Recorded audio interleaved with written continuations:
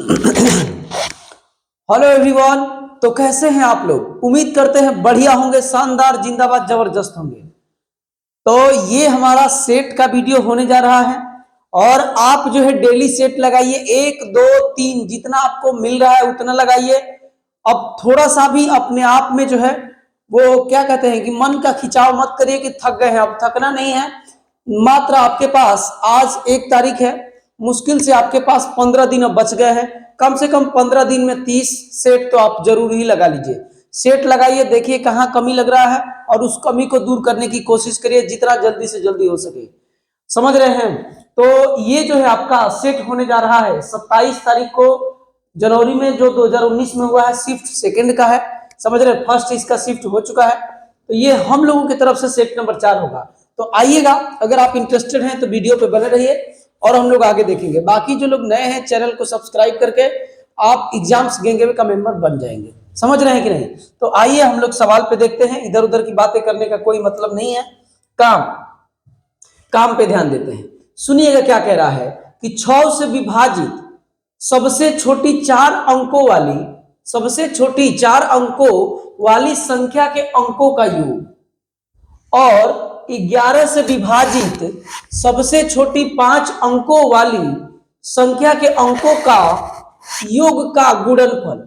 मतलब यहां पर जो छोटी संख्या होगी उसके अंकों का योग और इसके जो छोटी संख्या होगी उसके अंकों का योग का गुणा करना है। बात आप समझ गए होंगे। तो सबसे पहली बात है कि हम तो याद करके बैठे नहीं हैं, हमें तो पता है नहीं कि आखिर 6 से विभाजित होने वाली सबसे छोटी संख्या कौन सी है।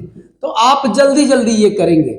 एक बार जाएगा 6 होगा, यहाँ पे कितना होगा 4, 0, 6 6 का 36 होगा, तो यहाँ पे कितना आएगा 4, और 6 6 का कितना होगा 36 होगा, तो यहाँ पे आएगा 4। तो अब देखिएगा इन दोनों का अंतर देखिए कितना है 2, और यही 2 यहाँ पर जोड़ दीजिए। मेरा कहने का मतलब ये है कि जो शेषफल बच रहा है ना, शेषफल, तो ये 4 बच रहा। अगर इसमें और 2 रहता तो पूरा पूरा कट जाता। तो वही 2 मैं कह रहा हूं कि इसमें 6 अंकों, मतलब 4 अंकों की यही वो छोटी सी छोटी संख्या है जो 6 से क्या होगा पूरा पूरा विभाजित हो जाएगा। तो ये है। इसके अंकों का योग क्या होगा? तो देखिए ये तो 0 का कोई मतलब नहीं है, समझ रहे हैं ना? 0 का कोई मतलब नहीं है। तो यहाँ पर कितना हो जाएगा अंकों का योग? ऐसे लिख दूं क्या? पहला सवाल है, थोड़ा सा बनाते हैं। अंकों का योग क्या होगा? इसके अंकों का योग, तो इसके अंकों का योग देखिएगा 1 और ये 2, 3। अब सुनिएगा 3 और एक और संख्या है, 11। 11 से विभाजित होने वाली सबसे छोटी 5 अंकों वाली संख्या।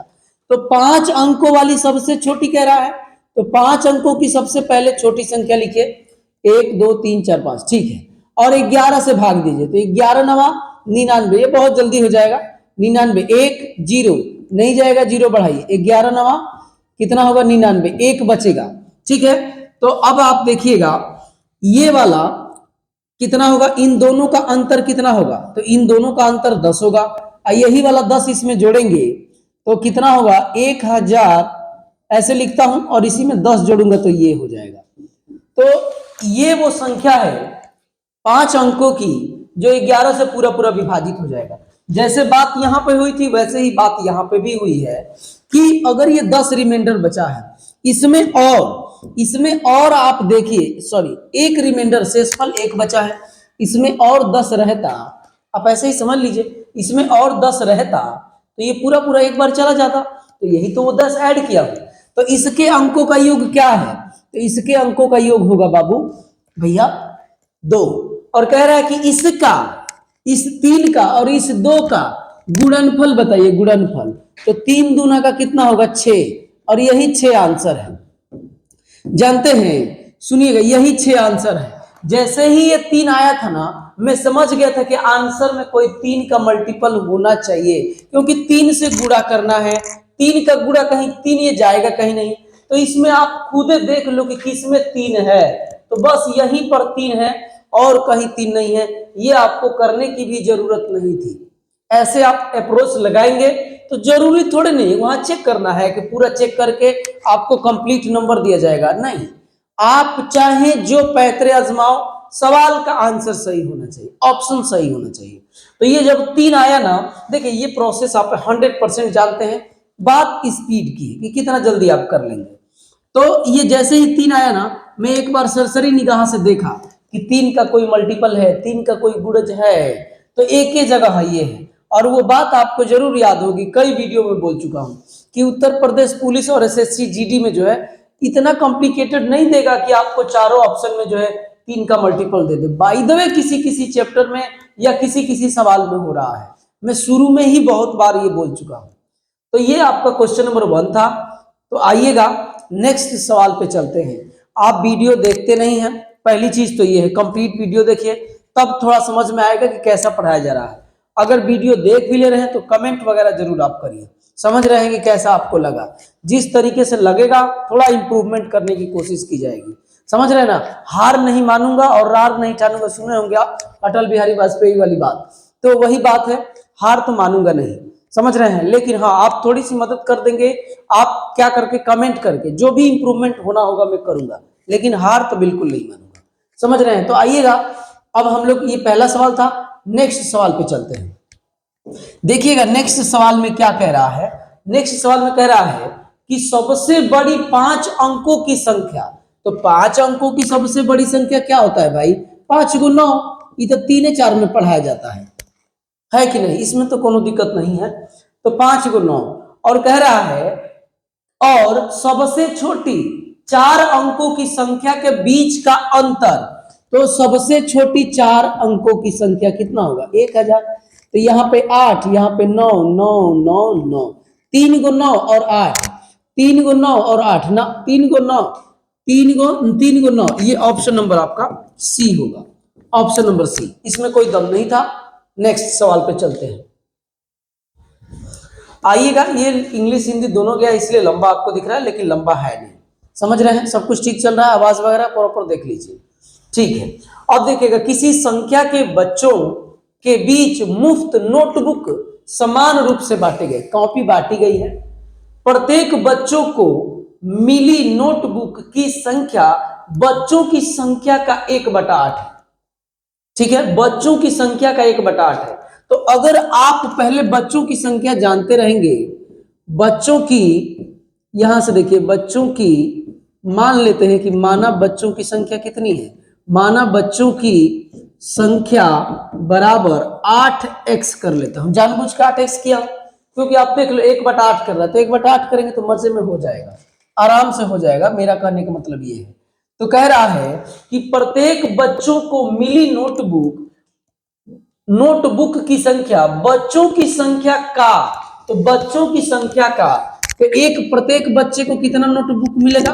प्रत्येक को मिली नोटबुक, नोटबुक को ऐसे नोट लिख देता हूं और ऐसे बुक लिख देता हूं, बराबर इसी का 1/8 करेंगे।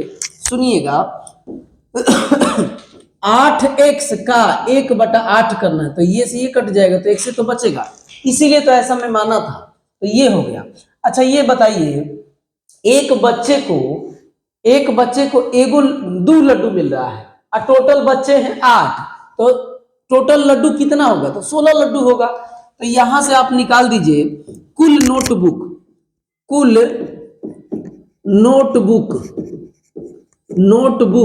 बराबर 8x गुणे में x, ये बच्चों की संख्या है और एक को कितना मिल रहा है? x मिल रहा है, तो टोटल हो कितना जाएगा? 8x का स्क्वायर। ये यहां तक हम पढ़े हैं, कहां तक? ये यदि बच्चों की संख्या आधी होती, बच्चों की संख्या कितनी होती? आधी होती। तो बच्चों की संख्या 8x है, तो इसका आधा कितना हो जाएगा? 4x। अगर बच्चों की संख्या आधी होती तो प्रत्येक बच्चे को 16 नोटबुक मिलता। अगर आधा जब रहता ना, इसके आधा रहता, तो एक बच्चा को 16 मिलता। तो देखिए एक बच्चा को 16 को कॉपी और टोटल बच्चा है इतना, तो ये भी टोटल नोटबुक और ये भी आपका कितना है? टोटल नोटबुक, दोनों आपस में बराबर हो जाएंगे। और देखिएगा कुल नोटबुक बांटी गई, यानी नोटबुक की संख्या बताना है। नोटबुक की संख्या कितनी है? पहले तो यहां से x की वैल्यू निकालिए आप। तो x की वैल्यू देखिए ऐसे निकलेगा, ये वाला x से x कट जाएगा और यहां से 8 दूना 16 हो जाएगा, 4 दूना 8, x की वैल्यू कितनी आ गई? 8। और नोटबुक की संख्या पूछ रहा है ना, तो कुल नोटबुक है कितना? 8x का स्क्वायर। तो इसी में x की वैल्यू रख दीजिए, तो आंसर आपका हो जाएगा 8 अगुड़े 8 का स्क्वायर, यही तो कुल नोटबुक है। तो 8 अगुड़े में कितना? 64। तो ये 512 होगा। क्यों? क्योंकि 3 बार 8 हो जाएगा, तो 3 बार 8 का मतलब 8 का क्यूब, और 8 का क्यूब कितना होता है? 512। तो ये आपका ऑप्शन नंबर कौन सा है? डी है। देख लीजिएगा, कोई दम नहीं है, बस थोड़ा सा बातों को घुमाया है, समझ रहे हैं ना। तो ये 41 नंबर है, मतलब सेट का तीसरा क्वेश्चन है। अब हम लोग चलेंगे चौथे पे। आइएगा, देखिए इसमें सब ऐसा ही लग रहा है क्या? कह रहा है कि एक्स इमारत के बीच, एक्स जो है इमारत के बीच 11वें मंजिल पर लिफ्ट में है। एक्स कोई आदमी है एक्स कोई आदमी है और लिफ्ट में 11वें मंजिल के बीच में है कहीं पर, मतलब 11वें मंजिल पर है और 57 मंजिल प्रति मिनट की दर से ऊपर जाता है। यानी 1 मिनट में, वो चाल है एक्चुअली में, 57 मंजिल प्रति मिनट, ये इसकी चाल है, ऊपर जाता है। उसी समय वाई उसी इमारत के 91 मतलब 51 मंजिल पर लिफ्ट में है 63 मंजिल प्रति मिनट की दर से, 63 मंजिल प्रति मिनट की दर से नीचे उतरता है। क्या उतरता है? ये ऊपर जा रहा है, वो नीचे उतर रहा है। यदि वे इस गतियों से यात्रा करना जारी रखते हैं तो किस मंजिल पर उनकी लिफ्ट एक दूसरे को पार करेगी? टाइम एंड डिस्टेंस का ये सवाल है, मंजिल वगैरह लिख के बस इधर उधर कर रहा है। देखिएगा कैसे, एक आदमी नीचे से ऊपर जा रहा है ऐसे, और ये है कहां? तो 11वीं मंजिल पर, 11वीं मंजिल पर, और इसकी स्पीड कितनी है? तो 57 स्पीड है ये, एस बराबर स्पीड कितनी है? 57। ये मंजिल प्रति मिनट, ये स्पीड ऐसे ही दे रखा है, तो क्या करूं मैं, समझ रहे हैं ना। ये है, एक दूसरा आदमी है ऊपर से ऐसे आ रहा है, और वो कैसे आ रहा है? ये कहां पर है अभी फिलहाल में? 91वीं मंजिल पर है ना, 51 है, 51 है, और ये इसकी स्पीड कितनी है? तो 63 मंजिल प्रति मिनट है, ऐसे इस स्पीड से आ रहा है। तो आप देखिएगा, ये देखिए, ये ऐसे देखिए, ऐसे देखिए, यहां पे ये वाली जो दूरी है, ये वाली, ये मान लीजिए कि डी है, तो डी आपका होगा कितना? डी बराबर, सुनिएगा, 51 अब माइनस में 11 बराबर में कितना होगा? 0, 40 होगा क्या? 40। तो डी बराबर 40 हो गया, यानी ये दूरी है 40 मंजिल के बीच में दूरी है। ये मंजिल लिख देता हूं, चलिए, 40 मंजिल की इनके बीच में दूरी है। और डी बराबर होता क्या है? S into T. डी बराबर क्या होता है? S into T. डी बराबर हम जानते हैं कि एस इंटू टी। तो एस हमारे पास क्या है? तो इधर एस और इधर एस, जब विपरीत दिशा रहता है तो चाल जुड़ता है। तो जोड़िए, इन दोनों को जोड़िएगा, 57 प्लस कितना दे रखा है? 63, और टी जो है हमको निकालना है, अब बराबर में है 40। तो ये देखिएगा कितना होगा? 10 के 0, 11 1 12, 120 गुणे टी अब बराबर 40। तो टी बराबर 40 बटे में 120, तो ये कट के कितना होगा? 1/3। 1/3 मिनट लगेगा, मंजिल से मंजिल कट जाएगा, 1/3 मिनट क्या होगा? लगेगा। तो अब सुनिए, 1/3 मिनट लगेगा उनको मिलने में। तो अब देखिएगा, अगर 57 की स्पीड से जाएगा, कह रहा है कि तो किस मंजिल पर उनकी लिफ्ट एक दूसरे को अच्छा, किस मंजिल पर पूछा है, तो मान लो कि यहीं पर कहीं पार किया होगा, यहां से चलने में इसको 57 के स्पीड से 1/3 मिनट चलता है।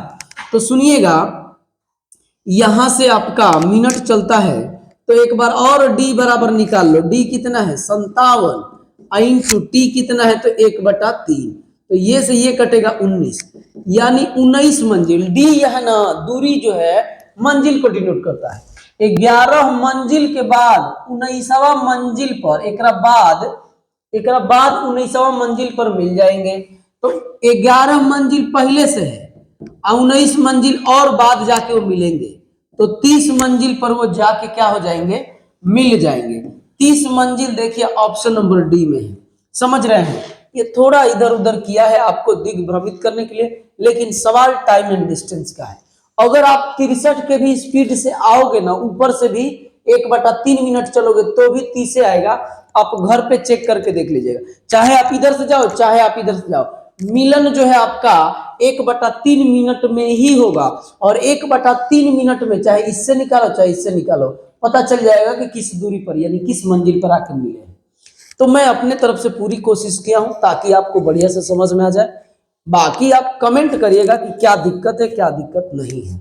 समझ रहे हैं, तो आइएगा नेक्स्ट सवाल पे चलते हैं हम लोग। नेक्स्ट बढ़िया बढ़िया थोड़ा सवाल है।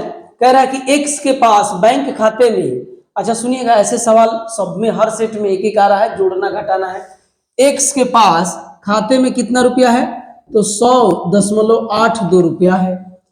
74 रुपया क्या करता है जमा, 74.35 जमा कर दिया, तो टोटल हो कितना गया, 175.17 रुपया हो गया।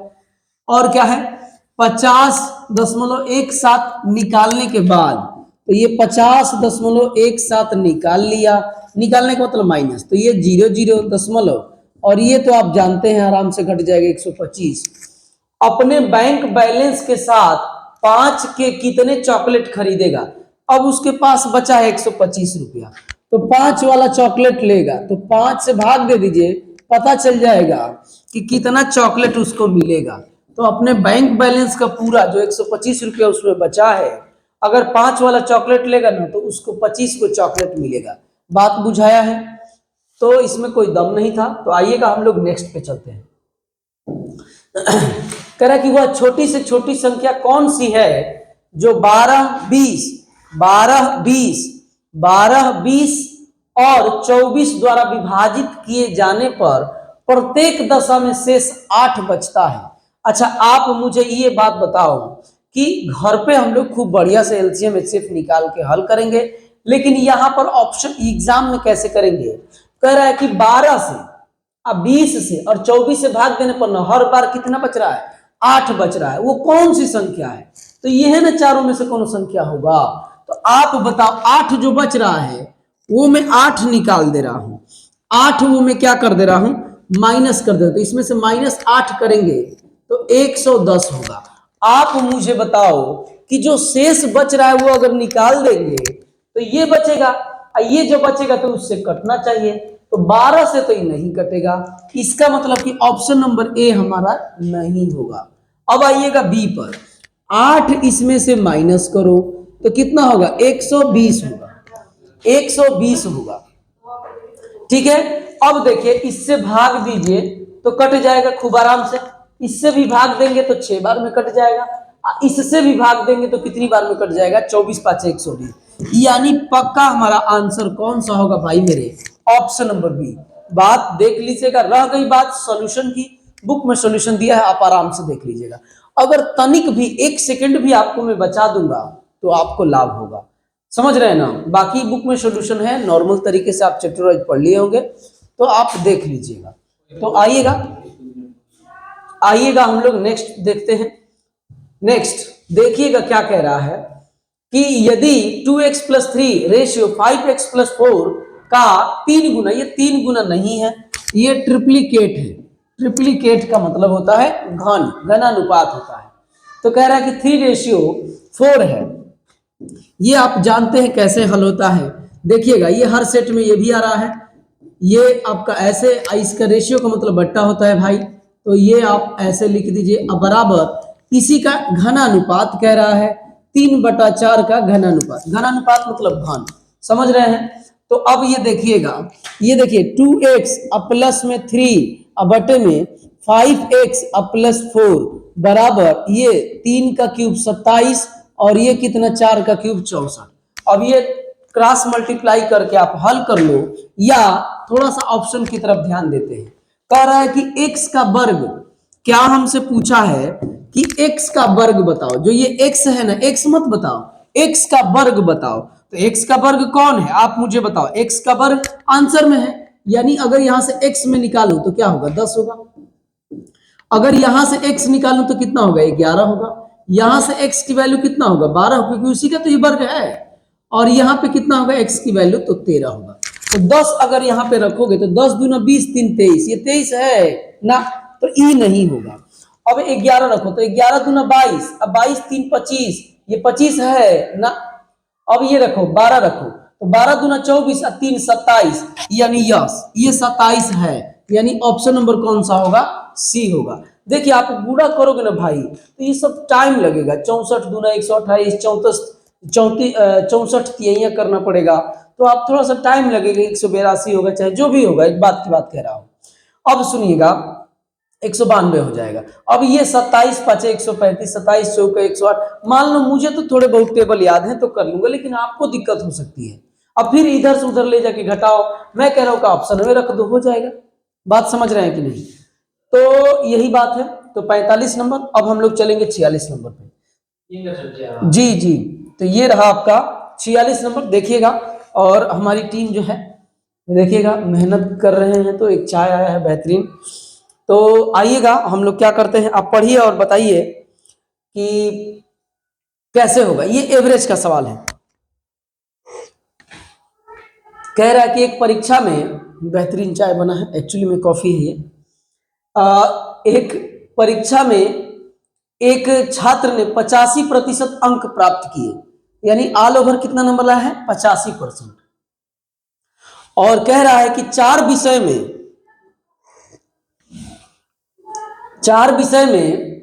कह रहा है कि 4 विषय में उसके अंक क्रमशः कितना दे रखा है 79, 81, 88, 84। तो कह रहा है 5वें विषय में अर्जित अंक ज्ञात करिए। आराम से आप कर लेंगे, बताता हूं अभी। अगर आप कहेंगे आदेश करेंगे तो एक चाय ये कॉफी पी लेता हूं।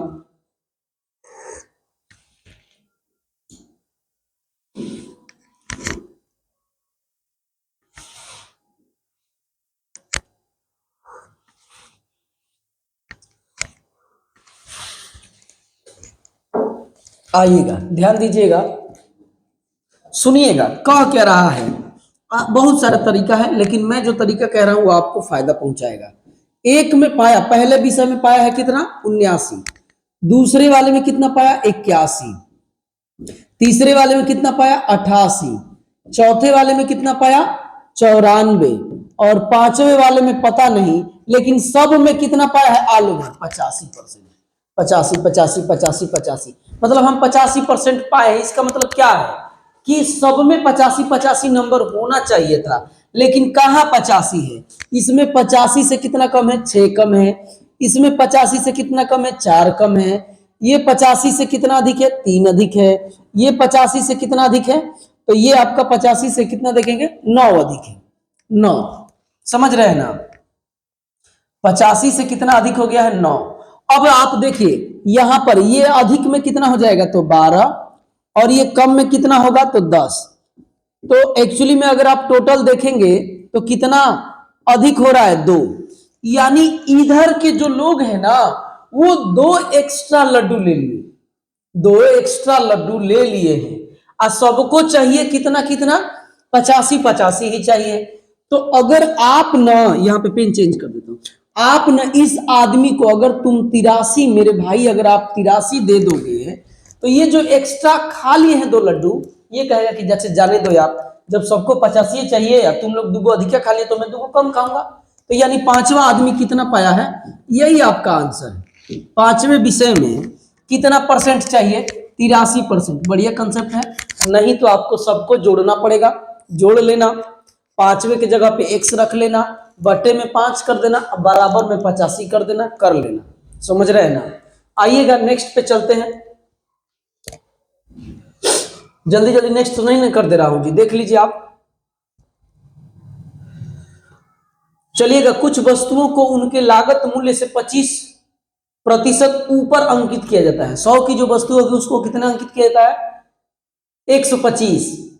इस तरह की वस्तुओं में से एक को अंकित मूल्य पर 20% के लाभ पर 20% लाभ लेकर बेचा गया और दूसरी वस्तु को अंकित मूल्य पर 10% की हानि लेकर बेचा गया, तो कुल लाभ बताना है। सुनिएगा, ध्यान दीजिएगा, क्या कह रहा है कि कुछ मतलब 2 4 5 10 को वस्तु है, उसमें से ना सबको जो है 25% के अधिक अंकित किया जाता है, लेकिन उन सब में से जो भी 2 4 5 वस्तु है पता नहीं है, उनमें से 2 की ही बात कर रहा है, तो हम 2 को ही लेंगे। समझ रहे हैं? मान लीजिए कि सीपी कितना है, सीपी मान लीजिए कि 100 है, और एमपी तब कितना हो जाएगा? तो एमपी हो जाएगा कितना? 125, क्योंकि बोला है कि 25% अधिक अंकित कर देता है। तो ये मान लो कि पहली है, कितनी है? पहली है। और इधर मैं कर देता हूं दूसरी वाली, दूसरी वाली का भी सीपी कितना मान लीजिए? 100, और दूसरी वाली का थोड़ा दूर हो गया है, थोड़ा और नजदीक कर देते हैं, ये दूसरी वाली है और इसका सीपी कितना है? तो दोनों का वही रेट है, और इसका एमपी तब कितना हो जाएगा? 125 ही हो जाएगा। अब कह रहा है कि इस वाले वस्तु को, पहली वाली वस्तु को 20% के लाभ पर बेचा गया अंकित मूल्य के, तो एसपी कितना हो जाएगा? एसपी बराबर 125 अगुड़े 20% का लाभ लेकर, मतलब 6/5। तो ये से ये कटेगा कितनी बार में? 25 बार में। तो एसपी भाई मेरे कितना हो जाएगा? यहां पर पहली वस्तु का एसपी हो जाएगा 150। अब इधर क्या कह रहा है दूसरी वस्तु के साथ कि अंकित मूल्य पर 10% की हानि लेकर बेचा गया, तो इसको ना 10% की हानि लेकर अंकित मूल्य पर, तो इसका एसपी कितना हो जाएगा? तो देखो 125 अक्का 9/10, 10% की हानि मतलब 90%, 90% की वैल्यू 9/10। तो यहां पर एसपी कितना निकल जाएगा भाई मेरे? ये गुणा कर लो 45 के 5 हासिल लगे 4, 12 9 108, तो 112 हो जाएगा। और दशमलव कहां लगेगा? तो एक अंक पे दशमलव लग जाएगा, एक अंक पे, क्योंकि नीचे 10 है। तो ये देखो कह रहा है क्या कि कुल लाभ कुल प्रतिशत लाभ बताओ। तो अब देखो दोनों वस्तु का अगर आप सीपी देखोगे तो दोनों का सीपी है कितना? सीपी दोनों का कितना है? तो दोनों का सीपी 200 है, और दोनों का एसपी कितना है? ये एसपी और ये एसपी मिलाओगे तो कितना होगा? दशमलव में 5 होगा और ये 62 होगा और ये 2 होगा। ये दोनों का एसपी कितना है? ये। तो लाभ कितने का होगा? लाभ देखिएगा, अंतर करिएगा तो आपका होगा 62.5 का लाभ होगा, लेकिन किस पर? 200 पे, अगुड़े में 100। तो 62 का आधा कर लो, क्योंकि 200 पे दिया है, तो आधा करोगे तो 31, 31 कहीं है सॉरी 31 ऑप्शन नंबर डी में है, और इसी को हल करोगे ना तो देख लेना 31.25 आएगा। मैं यहां से देख लिया, बस मुझे 31 दिखा, मैं टिक लगा दिया। आप भी बस ऐसे ही देखिएगा। इस सवाल में दम नहीं है, मैं बस सजा के और बढ़िया राइटिंग में किया हूं, तो इस वजह से आपको बड़ा लग रहा होगा, लेकिन इसमें कोई दम नहीं। आप डायरेक्ट कर सकते हैं कि भाई 100 का वस्तु तो 100 100 200 हो गया, और ये कितना होगा? 25% के लाभ पर, तो 25% इसका निकालेंगे मतलब लाभ लेकर निकालेंगे तो 150, और यहाँ आया है 112.5। दोनों को जोड़ो और घटा के चेक कर लो, देख लीजिएगा, आसान सवाल है। नेक्स्ट में क्या कह रहा है कि 30% और 10% की 2 क्रमिक छूट के बाद वस्तु 945 में बेची गई, तो वस्तु का अंकित मूल्य बताइए। तो छूट के बाद छूट क्या चीज पे दिया जाता है? एमपी पर ना, एमपी पर दिया जाता है, तब आपका एमपी से छूट देंगे तो एसपी पर आएंगे, तो एसपी एमपी निकलेगा, तो सीपी कहां से पूछ रहा है जी? सीपी पूछ रहा है, एक बार पढ़ लो। After applying 2 successive discount of 30% and 10%, an article was sold for 945, find the cost price. अच्छा, कॉस्ट प्राइस ही पूछ रहा है। सुनिएगा, ध्यान दीजिएगा, तो थोड़ा सा मुझे डाउट लग रहा है, लेकिन आप देख लीजिएगा, अगर आंसर आएगा तो ठीक ही है। मान लीजिए ऐसे किया है, एक्स किसी वस्तु का मतलब एक्स क्या सीपी मान लो कि ये है, और इसी पर छूट दे दीजिए आप 30% का, तो 30% की वैल्यू 70, और 10% की वैल्यू 90, अब बटे में 100, और ये कह रहा है कि 945। देखिए तो 0 से 0 कटेगा, 0 0 कट जाएगा, 9 से कटाओ तो 9 1 9, 0 9 5 45, 15 7 105, तो सीपी बराबर कितना हो गया, ये 100 है और ये 15 है, तो 1500 दिया है। 1500 देखिए ऑप्शन नंबर ये बी में दिया है। अब देख लीजिएगा क्या दिया है। मेरे को तो इसमें डाउट लग रहा है, क्योंकि छूट हमेशा जो है क्रय मूल्य पर नहीं, मार्केट प्राइस पे, एमपी पर दिया जाता है। तो इस हिसाब से अगर आप करेंगे तो 1500 आएगा। आप बताइएगा कि क्या, कमेंट में आप बताइएगा सही है कि गलत है। समझ रहे हैं? तो आइएगा नेक्स्ट पे चलते हैं। 10% ब्याज पर 2 वर्ष की अवधि के लिए एक निश्चित मूलधन पर साधारण ब्याज और चक्रवृद्धि ब्याज, साधारण ब्याज चक्रवृद्धि ब्याज से एक कम है तो मूलधन ज्ञात करिए। सुनिएगा, एक फार्मूला होता है आपके पास, एक कम है और ज्यादा है, इसका मतलब अंतर दिया है। क्योंकि जैसे मान लीजिए कि मैं कह दिया कि मैं आपसे 100 अधिक हूं, तो हम दोनों का अंतर कितना होगा, 100 ही होगा। तो एक फार्मूला होता है 2 वर्ष के लिए, 2 वर्ष के लिए अंतर होता है SI माइनस CI, यानी यहां पर CI माइनस SI बराबर P R अपान 100 का स्क्वायर। ये 100 है, R अपान 100 है। तो यहां से हमको P पूछा है, दोनों का अंतर इधर कर देता हूं। दोनों का अंतर 1 दे रखा है, P मान लो P ही है, R की वैल्यू 10 बटे में 100 का स्क्वायर। तो ये से ये कटेगा, तो 1 हो जाएगा बराबर P इंटू 10 का स्क्वायर करोगे तो 100 होगा, 100 इधर जाएगा तो P बराबर कितना हो जाएगा, 100। ये आप फार्मूला लगा के कर सकते हैं, आसान है, यही फार्मूला यूज होगा। एक 3 साल वाला भी होता है, 3 वर्ष वाला, 3 साल वाला। अंतर अगर दिया रहे CI SI का, तो CI माइनस SI बराबर होता है P R अपान 100 का स्क्वायर, और 300 प्लस R अपान में 100 होता है। आप ये यूज करेंगे तो भी ठीक है, नहीं भी करेंगे तो समझदारी होनी चाहिए। समझ रहे हैं? तो आइएगा, इसी फार्मूले पे हुआ है, जल्दी हो गया इसलिए कर दिया इसी पर। आइएगा नेक्स्ट पे हम चलते हैं, बोलिए ठीक है ना साहब। 10% वार्षिक ब्याज दर पर 3 वर्ष के लिए 2000 मूलधन पर चक्रवृद्धि ब्याज और साधारण ब्याज के बीच का अंतर ज्ञात करें। अच्छा सुनिएगा, आ गया वही फिर। तो 3 वर्ष का अगर अंतर पूछे तो SI minus CI minus SI बराबर होता है P, अभी लिखा था, R अपान 100 का स्क्वायर और 300 प्लस R बटे में 100। इसी पे रख लोगे तो आपका क्या हो जाएगा, आंसर आ जाएगा। अंतर ही ज्ञात करना था, अंतर ही ज्ञात करना है तो आप रख लीजिए। P आपको दे रखा है पहले से 2000 और R हमको दे रखा है 10 बटे में 100 कर लीजिए, और यहाँ पे कितना हो जाएगा, 310 हो जाएगा। अब बटे में कितना चल रहा है, 100।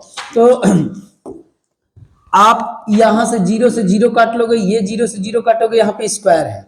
तो अब देखो कितना होगा, 2000 अगुड़े 1 बटे 100 क्योंकि वर्ग है, अगुड़े 31 बटे में 10, 1 2 3 1 2 3, 31 दूना कितना होगा, 62। यही 62 आपका अंतर है।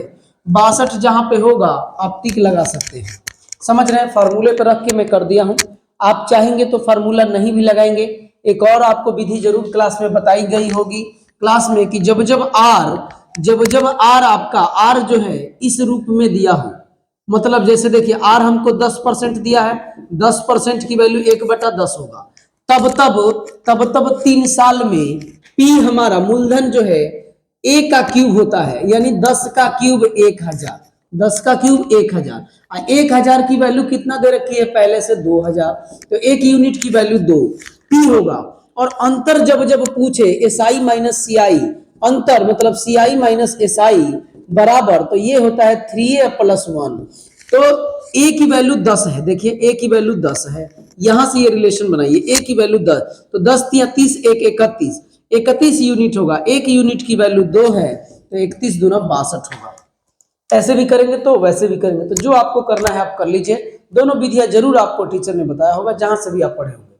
तो आइएगा नेक्स्ट, कह रहा है कि 3 साझेदार XYZ ने लाभ साझा किया, ठीक है। यदि कुल लाभ जो है 3000, X का हिस्सा, सुनिएगा, X है, Y है, Z है, X का हिस्सा Z की तुलना में 400 कम है। तो मान लीजिए कि इसका X है तो 400 कम होगा किसका, एक्स का हिस्सा जेड से कम है, ठीक है। वाई का हिस्सा जेड की तुलना में 200 कम है, तो जेड से 200 कम है। तो एक्स वाई जेड का रेशियो बताना है, वो भी लाभ का। तो टोटल जिस रेशियो में आप धन लगाते हैं बिजनेस में, उसी रेशियो में लाभ भी आपको मिलता है। तो टोटल लाभ है 3,000। आइए टोटल जोड़िए तो कितना होगा, टोटल आप जोड़ेंगे तो देखिएगा कितना होगा, 3x माइनस में कितना 600 और बराबर में 3,000 दे रखा है।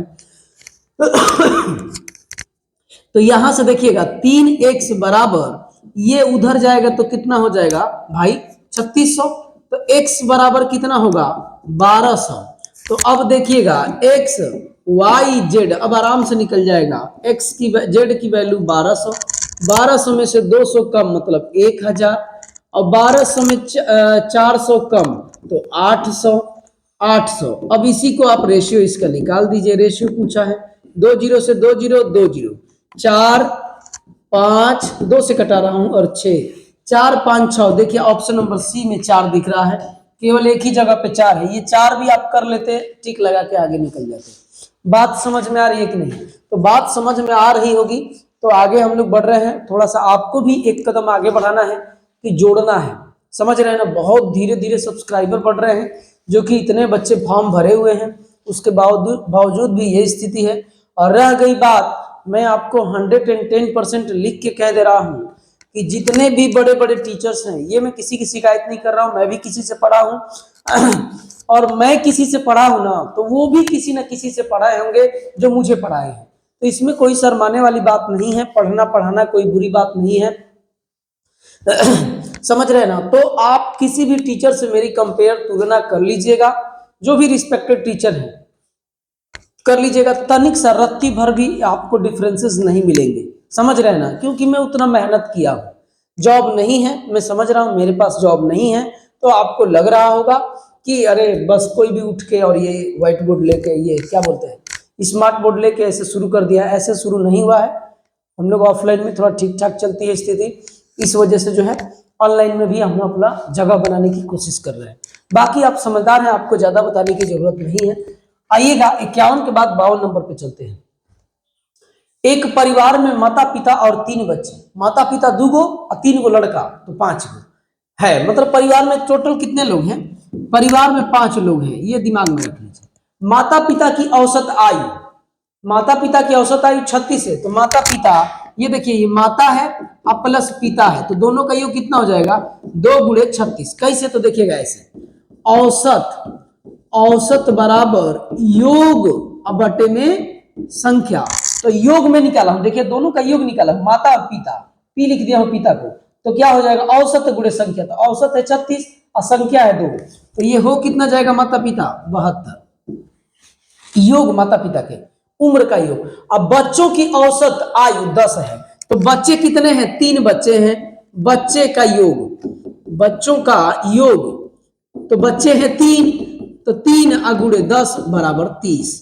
तो टोटल क्या पूछ रहा है, तो परिवार का, तो परिवार का योग, योग कितना हो जाएगा परिवार के उम्र का योग, तो ये जोड़ोगे तो कितना होगा 100, 102 होगा, 102। तो औसत बराबर क्या होता है, औसत निकाल दो, तो 102 अब बटे में संख्या थी परिवार की 5, तो 20 5 100, कितना हो जाएगा दशमलव लग जाएगा, अब 20 होगा ना, 20 5 100 और ये 4 5 20, कितना 20.4। देखिए ऑप्शन नंबर बी में दे रखा है 20.4।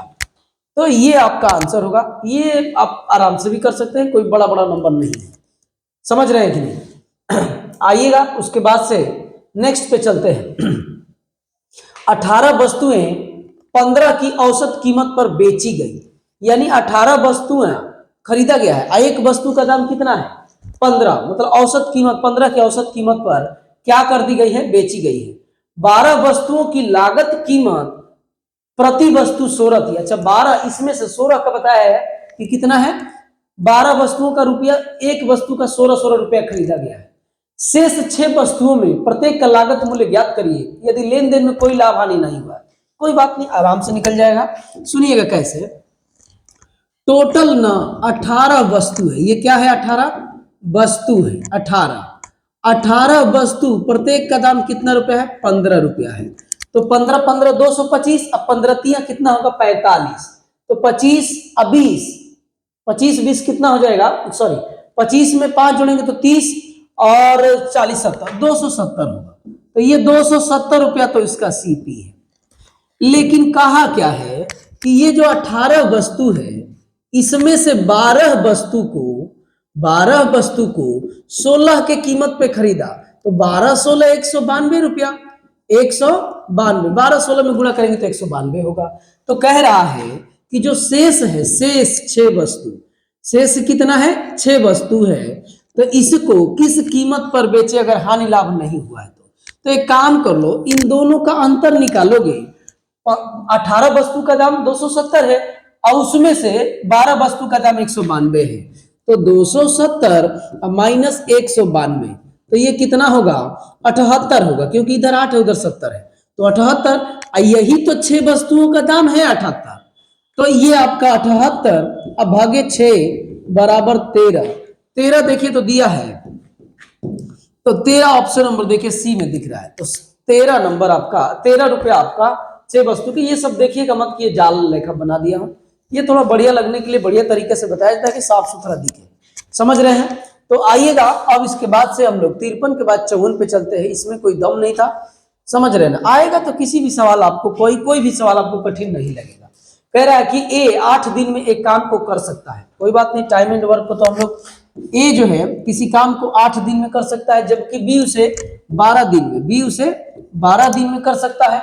सी वह काम कितने दिनों में पूरा कर सकता है यदि वे तीनों मिलकर यह काम 3 दिन में, ए प्लस बी प्लस सी तीनों लोग मिलकर कितने दिन में 3 दिन में। इनका एलसीएम निकालोगे तो कितना होगा, 12 नहीं होगा तो 24 होगा, 24 होगा, तो ये टोटल काम हो गया, इसको टोटल काम बोलते हैं। यहाँ पे क्षमता आता है तो क्षमता निकालिए 3 होगा, इसकी क्षमता 2 होगा और इनकी क्षमता 8 होगा। आप मुझे बताओ ए की अकेले क्षमता 3 है, बी की अकेले क्षमता कितनी है 2 है, तो ये देखिए ए की क्षमता 3 है, बी की क्षमता 2 है, तो दोनों लोग मिल के क्षमता कितनी है 5, कह रहा है कि तीनों लोगों को मिला के कितना है 8, तो इसका मतलब पक्का सी की क्षमता कितनी होगी 3 होगा, सी की क्षमता निकल गया। इफिशियंसी है भाई, इफिशियंसी है, क्षमता है, क्योंकि देख लो ए और बी की क्षमता 5 है, तो यहाँ 5 रखोगे तो 8 में से 5 घटाओगे तो 3 नहीं निकलेगा, तो सी का हो। तो कह रहा है कि सी वह काम कितने दिन में करेगा, तो 24 वो काम है और सी की क्षमता कितनी है 3, तो बराबर में 8, 8 कहीं दिया है, 8 ऑप्शन नंबर ए में ही दिया है, तो यही आपका आंसर होगा।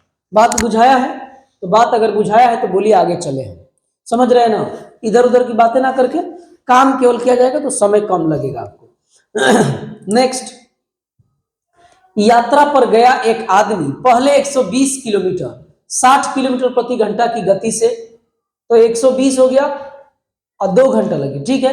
और कह रहा है कि अगले 120 किलोमीटर 80 किलोमीटर प्रति घंटे की चाल से तय करता है, यात्रा की औसत चाल। अच्छा, औसत चाल बराबर होता क्या है, औसत ये सब आप एग्जाम में सजाना मत, मैं सजा रहा हूं आपके लिए कि आपको बढ़िया लगेगा। औसत चाल बराबर कुल दूरी, क्या होती है कुल दूरी, अब बटे में कितना होता है कुल समय, कुल दूरी बटा कुल समय, तो कुल दूरी है कितना 120, 120 डायरेक्ट जोड़ो लो यार 240, अब बटे में समय कितना है, तो यहां लगेगा 60 दूना 120, यानी यहां 2 घंटा। क्यों, क्योंकि देख लीजिए 60 दूरी है और चाल कितना है, सॉरी दूरी है आपका 120 और ये 60 है, तो 2 घंटा नहीं होगा, वो ऐसे ही समझ में आ रहा है। अब ये देखिएगा प्लस फिर 120 की दूरी तय करना है किसकी स्पीड से 80 के, तो अब इसको कटा लो, कैसे कटाओगे, तो 40 दूना 40 तिया, तो ये देखिएगा कितना होगा 240, अब बटे में ये 2 है ये 1.5 है, तो 3.5, और 3.5 को 7 अब बटे 2 बोलते हैं, बटे 2 दशमलव में, यस दशमलव में आ रहा, तो ये चला जाएगा ऊपर, तो 24 दूना 48, अब बटे में कितना होगा 7 है, ये है। अब टेबल पढ़िए देखिए तो कौन आ रहा है 7 8 56, 7 6 42, 7 6 42, 6 2 में है, इसी में से कोई 2 होगा 42, अब कितना बच गया है 60 होगा ना, 6 बचेगा तो 0, ये है तो 60, 7 8 56, 8 कहीं है देखिए ऑप्शन नंबर बी में है। ऑप्शन कंप्लीट मत करो, पूरा मत करो, 0.57 आएगा, इसके बाद आप देख लेना। तो ये आपका आंसर है, कुछ नहीं करना था, औसत चाल बतानी थी, तो औसत चाल बराबर कुल दूरी बटा कुल समय, टोटल दूरी को ढूंढो, टोटल समय को ढूंढो और भाग दे दो, आंसर आ जाएगा। बात समझ रहे हैं? तो आइए, अगर बात समझ रहे हैं तो नेक्स्ट पे चला जाए। कह रहा है कि दो कारों की गति का अनुपात दे रखा है, तो लिख लीजिए चाल का अनुपात दे रखा है, चाल का अनुपात दे रखा है, ये पहले का है और ये वाला दूसरे का। कैसा है? 10:11 है। और कह रहा है कि यदि पहली कार 10 घंटे में 500 किलोमीटर दूरी तय कर। अच्छा, पहली की चाल आप नहीं निकाल सकते हो, पहली की चाल, पहली वाली की चाल क्या हो जाएगी? तो आप कहेंगे कि चाल बराबर दूरी, दूरी अब बटे में समय कितना है 10, तो ये से ये कटेगा तो 50 आ गया। तो देखो 10 की वैल्यू 50, तो 1 यूनिट की वैल्यू कितना? 5। आपसे पूछा क्या है? दूसरी कार की चाल, तो 5 से गुणा कर दो, तो 55 किलोमीटर प्रति घंटा। 55 दिया है? नहीं दिया है, कोई बात नहीं, कट गया होगा। यही आपका पक्का आंसर होगा, समझ रहे हैं ना? यही आप 11 का मल्टीपल भी ढूंढ सकते हैं, 11 का मल्टीपल 55 है। मल्टीपल का मतलब गुणा होता है। देखिए ये भी चाल है और ये भी चाल, ये चाल कंप्लीट चाल है, ये 50, और ये चाल का रेशियो दे रखा है, यानी 10 की वैल्यू 50 है तो 1 यूनिट की वैल्यू 5, तो 11 यूनिट की वैल्यू 55। समझ रहे हैं? आइएगा नेक्स्ट पे चलते हैं। नेक्स्ट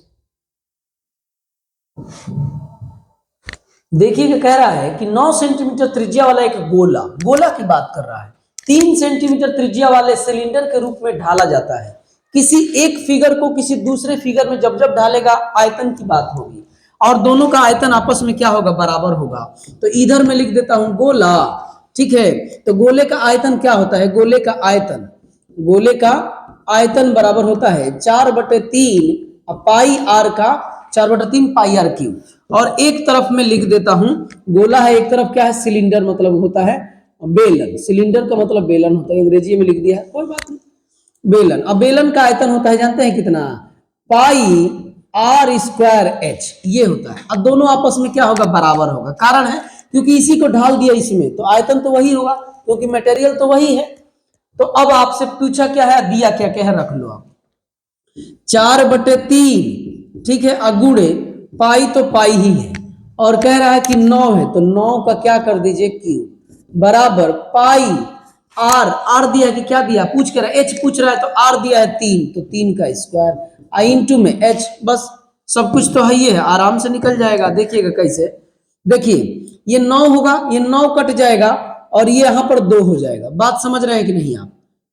ठीक है, पाई से पाई कट जाएगा, ठीक है, और यहां पर देखिएगा ये आपका बचेगा 4/3 अगुणे 9 2 बार बच गया, अब बराबर में एच, यही आंसर है। ये कटेगा 3 बार में, तो 12 12 9 108, 108 कहीं है देखिए, तो एच बराबर 108, 108 मीटर सेंटीमीटर, वो सब लगा लीजिएगा। देखिए ऑप्शन नंबर बी में दे रखा है, समझ रहे हैं? तो सब में इतने ही सवाल हैं, 19-20 लगभग सवाल हैं, अब एक भी सवाल नहीं है। तो आज के लिए प्यारे दोस्तों इतना ही, बाकी चीजें कल थोड़ा सा, या आपको एक काम करना है कि ध्यान ये रखना है कि थोड़ा मेरे तरफ भी ध्यान रखना है, समझ रहे हैं? थोड़ा सा शेयर और कर दीजिए, कुछ नहीं जाएगा। ये शकल सूरत पे मत जाइए, शकल सूरत जब जब आप देखेंगे तो आपको लगे कोई बच्चा है पढ़ा रहा है, तो आप हल्के में ले रहे होंगे, तो आप हल्के में लेंगे तो समझ लीजिएगा कि गलत आप समझ रहे हैं। तो आज हम लोग इतना ही रखेंगे, समझ रहे हैं ना? और बाकी चीजें क्या होगा नेक्स्ट वीडियो में हम लोग देखेंगे। तो जय हिंद दोस्तों।